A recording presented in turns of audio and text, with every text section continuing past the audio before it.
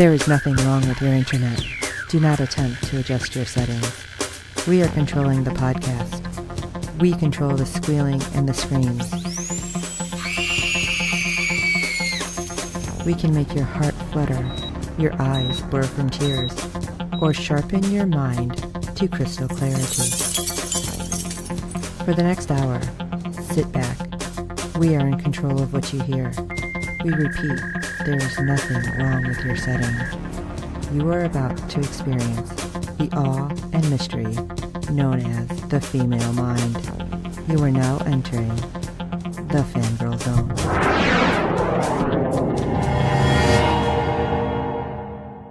Hello everyone and welcome to SyFy Talk on the Fangirl Zone, a podcast where we discuss shows on the SyFy channel.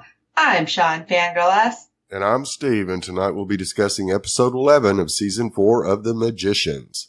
Ooh, okay, this was weird. It was cool. We got somebody from so many other shows that we watch. Yes. Yeah, nice to know Dr. Leaky changes, but hey, whatever. Yeah, I like this version much better. Yes. Kind of weird, but much, much more palatable. So we have ratings news before we get into all that. Yes, episode 11 brought in a 0.16 in adults 18 to 49 with 0.505 million viewers, making it the 35th rated cable show for the day. We have Live Plus 7 for episode 9. It tied for 13th in adults 18 to 49 percentage gain, going from a 0.2 to a 0.4 for an increase of 100%. It was 19th in viewers total gain, going from 0.5 to 1.127 for an increase of 0.627 million viewers, which tied it for 4th in viewers percentage gain with an increase of 125%. Nice. Very. And episode 10 tied for 13th in adults 18 to 49 total gain, going from a 0.2 to a 0.5 for an increase of 0.3, which tied it for 8th in adults 18 to 49 percentage gain, increasing by 150%. It was 18th in viewers total gain, going from 0.517 to 1.224 million viewers for an increase of 0.707, which made it 5th in viewers percentage gain, increasing by 137%. Wow. Yeah. So obviously people are watching, just nobody's been watching live. Yeah. At least more people were watching Live Plus 7 than live, that's for sure. Yeah, that's sure what it seems like.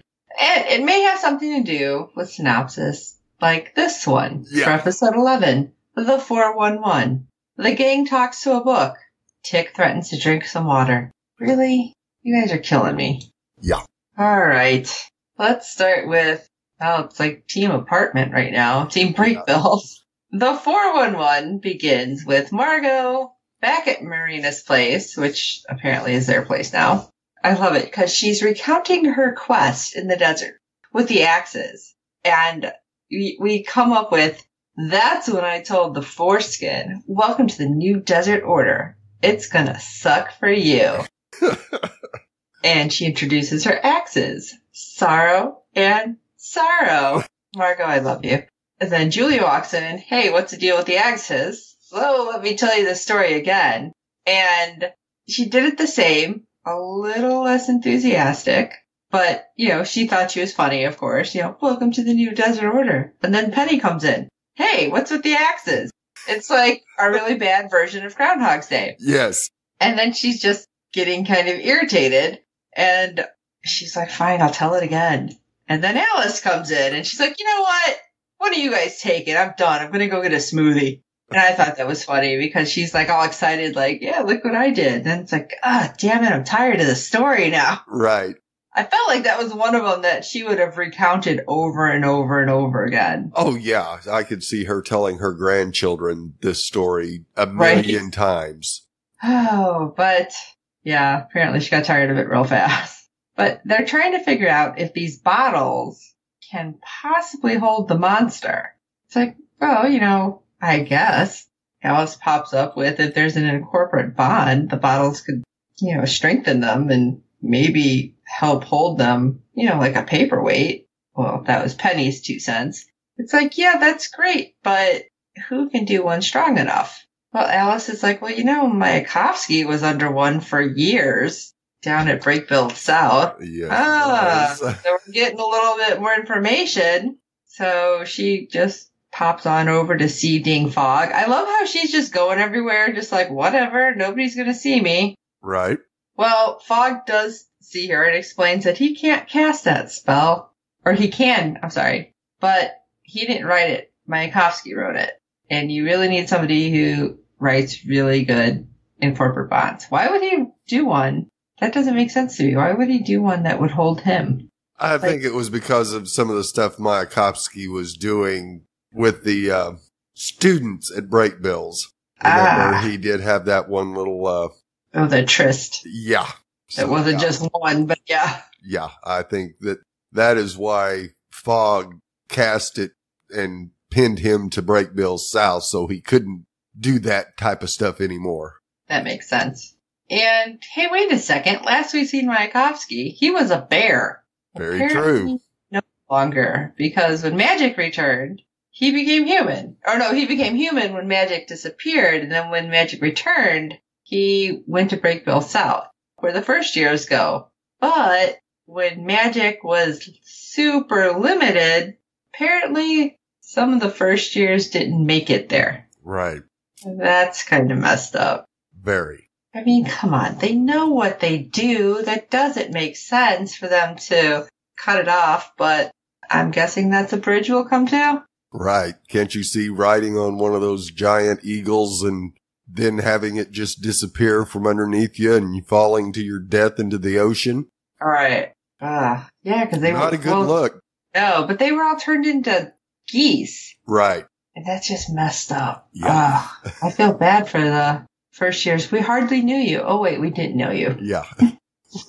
Well, back at the loft, our little team discusses the predicament, but ultimately they figure they have to talk to Mayakovsky. So Penny travels Alice and Quentin down, even though neither of them wanted to be alone together with the other. Right. And when they get there, Penny's like, it's cold. Bye. Yeah. And he just leaves them. It's kind of messed up. Just a little. Yeah. I mean, there's no way. How is Quentin going to message him that come get us? Right? Apparently, I don't know, cell phones. I don't know if they'll work down there, but something's got to work. There's a cell service down there. But yeah, there's got to be something that will trigger Penny to come back to get him. Just don't know what. Well, they had a really awkward moment, of course, being alone with each other. But that kind of gets thrown to the wayside because all of a sudden there's blood. And they end up finding Mayakovsky passed out on the floor. Thinking that he's drunk. Right. Of course, that would make sense. Or that somebody popped in and attacked him with all the blood. Right. But he doesn't know where he is. And with the notes that are all around the room, well, Alice figures out that Mayakovsky created a spell to let his current consciousness swap places with one in the future. But it turns out that his future self had dementia. Yeah. So that didn't help. No, not at all.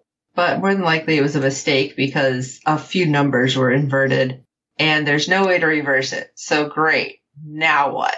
The only thing they can come up with is Quentin will have to talk to Mayakovsky in the past, basically using the same spell. Because Alice figured out which numbers were in the wrong place. So great. Maybe? We have hope, but it could also go horribly wrong. I don't see how that could happen. Well, we also have our library team, we'll say, in Dean Fogg's office. It's Katie, Fogg, and Zelda. And they are talking to each other that they have to steal the head librarian's, well, head of circulation book. Because it seems like Everett is doing things like hoarding and plotting to kill Hedges, and this doesn't seem right. But the book is in the poison room, so there's only one way in. Yeah. Yeah, well, one semi-safe way in. Let's put it that way. Yeah. Because we know there's a way in, just not one that we really want to see. Right. Yeah, and we saw somebody take a dive into it just a few episodes ago. Yeah. Couldn't happen to a nicer guy, but we'll see what happens there. Right. But the only way in with protocol is 2 librarians to enter. And of course, there's a way to protect yourselves going in. But that kind of worries Katie because obviously she's seen what happened. We've seen Penny. Yeah. But she reluctantly agrees. Oh, my. Now let's jump back. Now, last episode, Alice had been in the mirror world and she managed to get a book entitled The Binder. And she'd given it to given it to Julia. And so now at the apartment, Margot, Julia, and Penny are trying to figure out how to even read this book. Because it looks like a bunch of weird symbols, not even hieroglyphs. Right. And suddenly Margot gets a paper cut. The book slams shut, basically like biting her hand. I'm like, what are we in Harry Potter all of a sudden? Yeah. And when they open it back up, all the weird little hieroglyphs on there are gone. But there's really faint writing. And it's like, ugh, it's in blood. And I'm like, what the hell is happening right now? Right. You have no clue why this is a blood-sucking book? Right. Are we going to get Dracula coming out of it? Well, everything I've ever read, like, if it's talking about magic and blood magic, it's super bad. Right. And I'm thinking, this is not good. What's going to happen here? And all of a sudden Margot's like, oh, if it wants blood, I got blood. BRB. It's like, what? What's happening? Yeah. And she comes back and I thought I was going to die. She throws a book on the table and all of a sudden she's like, it's Shark Week. You can thank my uterus later. And Penny's like, is that? Oh my God. Yes. She had a feminine hygiene product sticking out, which I thought was funny. Yeah. What a bookmark. Right? I'm just telling her Shark Week was more useful, I think, than anybody's. But yes. Well, apparently it was enough that suddenly the text is readable and Penny kind of reads it after he gets all grossed out because it's in Latin and Julia can't cast. So obviously it's something. And then we get a really awesome special effect happen. Oh, yes. Because suddenly, there's an arm coming out from between the pages and next thing we know, an entire person comes out of the book and then reaches in, grabs a shoe. Yeah. And we get a really weird, third person kind of, speech. The binder stood before them. And as they stared, eyes full of wonder, the binder thought to himself, took you long enough. You go, oh no. Matthew. This is Eureka right? version. I'm going to love this. I thought it was really cool, but I'm like, why is he talking that way? I'm like, how long has he been in there? Is he really a person? Right. Of course I had all these questions, which we kind of got answers to, but not super clear. No. He definitely left it open to interpretation. Yeah. So we pop back to the library and we have Zelda and Katie down and they're headed to the poison room. And I like the way they did Katie. I don't know what it is with them and doing the victory curls. Right. Why they seem to do that on so many of the women in the library. It's it's not the 1950s, but no, it's the 30s and 40s and kind of is that huh. when it was? Yeah. Why is that so the popular thing? And it's well, maybe that was what they were wearing when they became librarians and it kind of stuck. Oh, maybe. I don't know. I kind of dig it, but it's weird at the same time. But anyway, they're like, okay, we can get in there because Everett's at a meeting. Oh, crap. He's not at a meeting. No. And Zelda's like, can I talk to you? I thought you were at a meeting. He's like, I snuck out. And so they go and have a little discussion in his office. And I don't know. I mean, it didn't seem like anybody noticed Katie because she's just going about her business. Right. Yeah. With books and Everett didn't even take a second look at her. Oh, she just must be a new librarian. And okay. Yeah, I know. It was I'm not sure how I feel. I'm nervous. Yeah. I feel like Katie's going to snap at somebody. Quit looking at me. I don't know. Let's head back and talk to the binder, shall we? All right. At Marina's, Julia, Penny, and Margot listen as the binder continues to speak in third person, much to Margot's dismay, about his knowledge of Julia and her powers. Of course, he starts to tell his story, but passes out, just managing to say his book is missing pages. So Penny opens the book and discovers there are pages ripped out. And all of a sudden there's this shadowy figure heading upstairs. So, of course, Margot gets up to investigate. Now, does Margot see the shadowy figure because of her fairy eye, or she's the only one who caught it because of where she was in the room? I think it was more that she was the only one in the room that was able to catch it just from where she was sitting. Okay. More than her fairy eye. Now, of course, she goes into the room and there's flower petals spread everywhere. Like a weird honeymoon suite. Exactly. And of course, when she steps in, the doors close behind her, the curtains shut, and there's a floating bottle, which that hits her. Knocks her over the back of the head. There goes that honeymoon suite idea. Yeah. Some weird caveman version. And so we head over to Team Fillory, where Josh rushes to High King Finn and Tick, describing a vision he had of himself on a TV show set for his own baking show. All right, Josh. Yeah, that was awesome.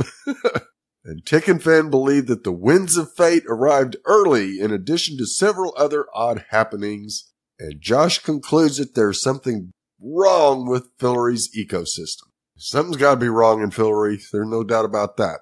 And Tick recalls an imprisoned naiad mentioning the ecosystem, so they go and talk to her.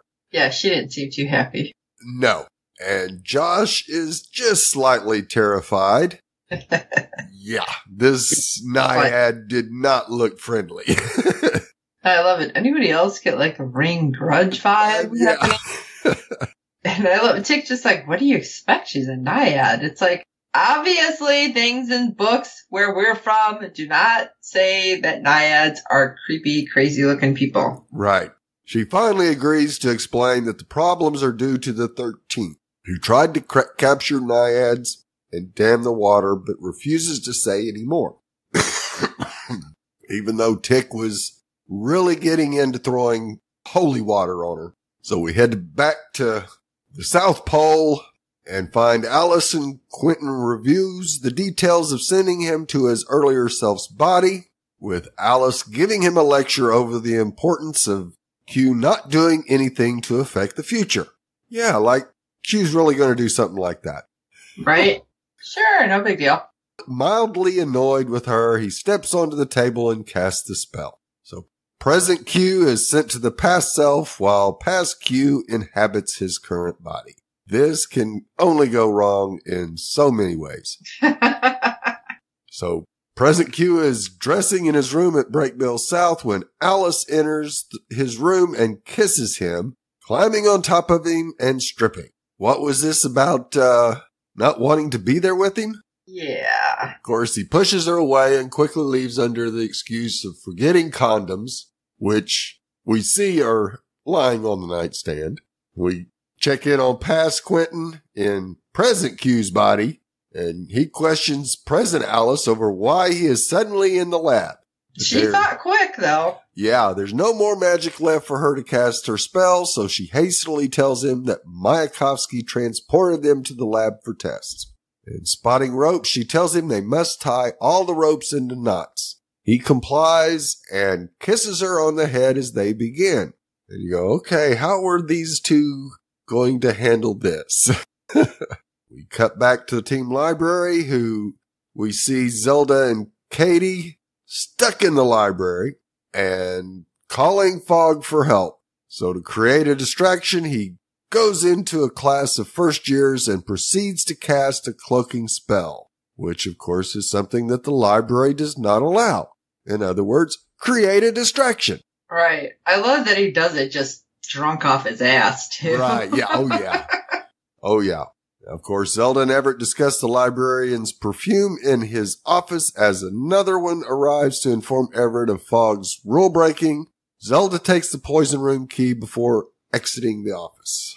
We go back to the apartment where Penny and Julia enter the flower petal covered room looking for Margot. Yet again, the doors close, the blinds draw shut, and several candles suddenly light as romantic music plays. Not quite the greeting Margot got. No, partially, but no, yeah. Not quite. And a tied up Margot falls out of the closet, claiming that a weird-ass ghost tied her up and that she can see him with her fairy eye, but cannot hear what he's saying. Oh my God, she was funny. She's like, I said I can see you, not hear you. So, of course, Penny astral projects and sees Hyman, who says he and Penny 40 bonded. Yeah, who's buying that story? And they became his favorite characters. And when magic disappeared, he left Breakbills to find them and discovered he can now become objects. Oh, really? Took a while. Yeah, Penny demands the missing binder pages back when he realizes Hyman took them to hopefully advance Penny and Julia's romance. Yeah, I don't know how you think that's going to work, but I don't think that's the thing. No, don't think so. But you never know. Check back with Team Fillory, and having researched the 13th King and discovering he is stricken from all records, Finn and Josh return to the Naiads jail cell demanding answers.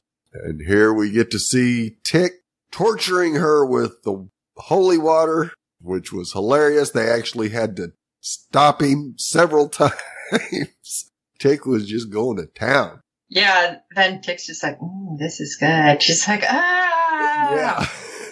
And when she explained it, because I'm like, okay, is she just throwing a fit because she sees him drinking water and she lives in water? But she's like, how would you feel if your blood lived outside your body and people used it for crops and just drinking and to go to the bathroom? And I'm like, oh God, I didn't think about it that way. Yes. That's horrible. Yeah. And then we get this great revelation from Finn, who remembers the name Roderick from a Fillorian children's game called Bear Skip. Thirsty Roderick, 13th of his time, always liked to have a good time. And the rhyme also mentions cisterns, and Josh hypothesizes that the Naiad means the movement of magic rather than water to underground reservoirs. Man, Josh just isn't getting enough credit for how much he is just on top of his game in this season. He is. This storyline was actually much bigger than I expected. Yeah. And sure enough, a large pool of magic under the castle may be responsible for the strange happenings. Oh, while they kind of figure that part out, we'll go back to Breakville South, where, and this is funny, because you gotta stay with me here. Yeah. You have President Quentin in the past asking past Mayakovsky about in corporate bonds. And although he's like, why are you asking me these questions? Shouldn't you be off having sex? Right. Thanks for that, Mayakovsky, but I have a damn question. Right. It's not relevant. You don't need to know. Your brain's too small. You don't need, you know what? Listen, just tell me what's going on. And Mayakovsky's like, something's different. Yeah. Oh, I know what it is. You aren't you. Which I thought was really interesting that he was able to work that out so quickly. Exactly. And of course, Mayakovsky's like, well, what's your discipline? And, what? I don't know. I never got any information. Mayakovsky's like, here, you'll need this. And throwing him a bottle of alcohol. It's like, huh? Because then he pulls out a device to begin working. So what's going to happen? You know, these are the questions I'm having as I'm watching. It's like, why is Mayakovsky not being a total jackass? Right. Not saying he's not one, but he's not 100% one right this minute. Right. Yeah. This is the nicest we've seen Mayakovsky ever. Yeah. Yeah. So we get a momentary break where we go back to the library and Katie and Zelda are outside the poison room where Zelda's like, oh wait, here's the protection. Drink this down. It has to be whole. It's like, wait, what is, It's ew, what is it? Katie's like, are those? And he's like, yeah, bugs. Oh, yeah, don't chew them because they'll absorb the poison in your bloodstream. They only last about an hour. Oh, like just, I know it wasn't real. But yeah. I'm like going, yeah. Why? This creeped me out. So we pop back down to Breakville South, and this is when we have President Quentin in the past, face down on the desk with Mayakovsky over him. And he pulls the device out of Quentin's ear and takes notes. And Mayakovsky knows that Quentin's consciousness is from the future. Well, yeah, thanks for figuring all that out. that's not what I needed to know. Right. And why would you think I would do this unless I needed to know something? Right. There's some, big shit going down. Just give me information. So Mayakovsky's like, well, I must have finished the spell because that's how you're here. All right, fine. So he writes down the incorporate bond spell for Quentin and dismisses him. And I love it because it's like, okay, fine, here. I'm thinking, how is he going to take that? So he's got to stash it somewhere. Right. And before he leaves, though, he's like, what is my discipline? And Mayakovsky's just like, repair small objects. Oh. So he's just a trait. I mean, he's not like this crazy big magician. He can just fix stuff. It's like, I mean, it's a useful trade. Don't get me wrong. Right. But definitely not what Quentin was hoping for. That's for sure. Yes. He seems very disappointed. Yes. And it gets a little worse because past Alice was eavesdropping. Yeah. So she wants to know what the hell is going on. Especially what's happening with their relationship. And she's like, I'll give you a memory charm. Yeah, you can just like erase what you told me, but I need to know. It's like, wow, this is bad things. Yeah. Because I was wondering what this was going to mean. Right. Yeah, how this would affect the future, because this is what Alice told Q not to do. Right. So he agrees to tell Alice that bad things happen to both of them. And she's like, you're the best thing that ever happened to me. It's like, oh. Yeah. Don't. But when you go back, remember that, okay? And she erases her memory. And right when this is happening, we have in the now past Quentin talking to present Alice about Mayakovsky. And all of a sudden he's like, oh, maybe we should have sex. What? Well, that's something past Quentin would say. So they kiss, and then Alice goes to kiss him again, and then we have the old switcheroo. Yeah, present Quentin is back in his body, and he's like, whoa, Alice, it's me. It's like, you can stop pretending now. It's like, oh, yeah, pretending. Awkward. I felt so bad for her. Yeah. But it's like, I feel like, I don't know, Q should say something, but what do you say here? Right. Kind of weird. All right, let's go back to the apartment. Julia and Margot, who now have the missing pages, slide them into the book, and boom, the binder's back to life and telling his story. And then we get to find out all sorts of fun information. Yeah. And kind of a puppet show. Yeah. He was a librarian way back in the day, specializing in the magic of the gods. He theorized that a god's power, when killed, could be bound to an object, such as those stones that they have been finding. Yes. And then tied to a magician, giving the magician the power of the gods. Well, I'm thinking this doesn't sound good. No. And with the gods turning off magic when one of them is killed, the librarians have no way to test their theories. But we ended up having 2 mistakes made by the gods, and they were in the form of the twins, the monster and his sister. The bigger monster. Yes. They possess the power of many gods, and they can't die. So this is definitely not good. No.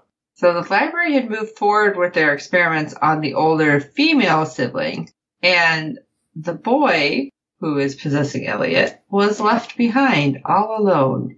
This is probably bad. Yeah, very. Yeah, wonder why things didn't go right, huh? Well, of course, things seemed to go from bad to worse because the girl was split into 4 parts, bound to the stones, and the stones were bound to librarians, whose names you may recognize. Yeah. Bacchus, Iris, Hecate, and Angus. Well, that's just peachy. Yeah.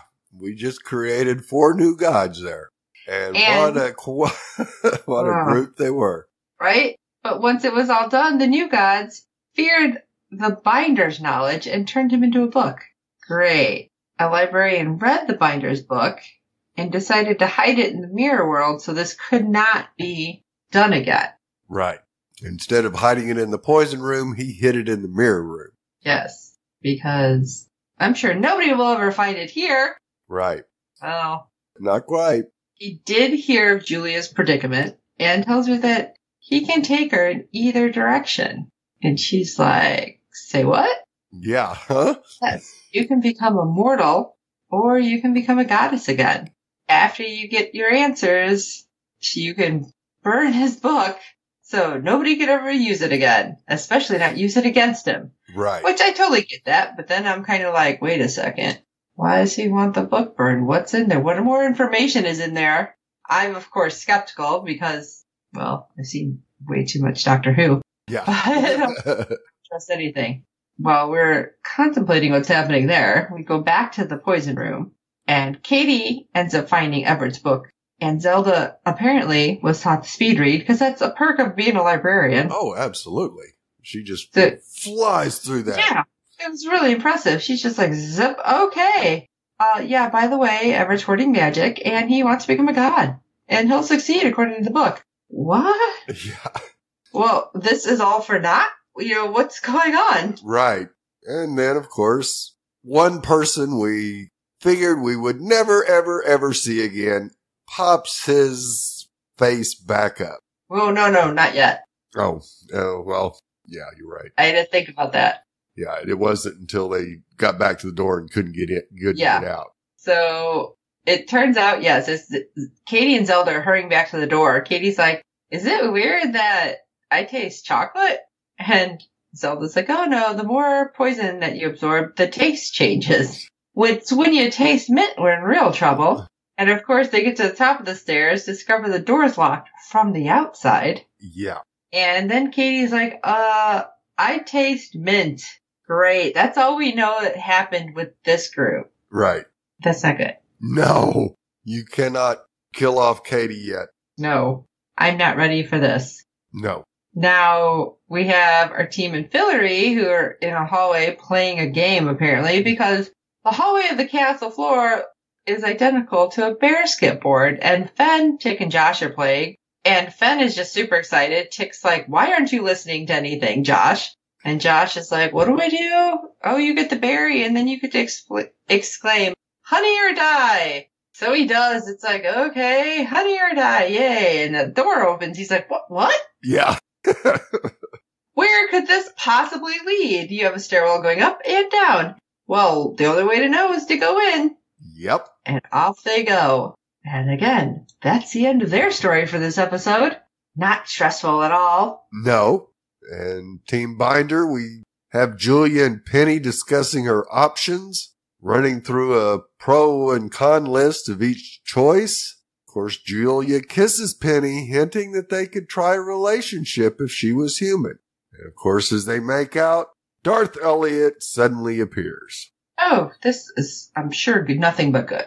Right. Because he is distressed because he tells them that his sister is dying and the body he chose was not strong enough. I need to find one that is more durable, like yours. And poof. Yeah. Julia and he vanishes. Oh my gosh. Yeah, just what we don't need is to have Sister Monster in Miss Undestructible. Right? That could go wrong a million different ways. Definitely. And I'm worried. Yeah. And then to top it all off, we are soundly back in the present, and Quentin and Alice discuss his discipline and his slight disappointment. She asks him to show her, and he repairs a broken cup. I feel like I helped it wake up and remember what it was before, he tells her. And yeah, she's like, oh, you're always good at these things. It's like, I know you're trying to be helpful, but... Yeah, just not. Yeah, no, just maybe no. Oh my gosh. So this was a really good episode, and it's just getting me like really stressed because of the way they end the episode. Oh, absolutely. Everybody's in trouble. Oh, what's going to happen? What's Accused, going to happen? disappointed, and everything. You know, he's questioning his whole life now. Especially, and this is what I thought was interesting, because his mom always accused him of breaking everything. Right. So it's like, wait, what? That just didn't seem to add up to me. Exactly. So, I don't know, maybe we'll get more information. Who knows? Yeah. You know how they like to dangle the carrot in front of us? Yes. Oh, but what do you guys think about the show? Shoot us an email at sci-fi talk@fangirlzone.com. while you're at it, if you can rate and review us on iTunes and any other platform you find us on, because good ratings and reviews help other fans of the show find us. Tell your friends about the show because this is an awesome show. And tell your friends or read the books and tell us how it is because I'm like woefully behind. I was reading it though. I read the first one. I started the second one and then I got sidetracked because, squirrel. Don't forget to check the website, www.fangirlzone.com. You can find our contact links there. I'm posting pictures for more recent cons on our Facebook page. I've been, again, woefully behind on everything because I started a new job. Yay me. But sorry, I'm really behind on everything else. And I am like wowed by the way the season's going. I'm so happy that we're getting all of these different storylines and it's not just one or two, but it also scares the crap out of me about what possibly is going to happen. I don't know about you, Steve. I don't know how I'm going to feel because I have a bad feeling where we're going. Oh, absolutely. This season is not going to end well. I'm sorry. It's just not. So for this episode of Sci-Fi Talk, I am Sean Fangirl. And I'm Steve. You don't get to be a magician my age, dear, without a very healthy sense of self-preservation. And until next time.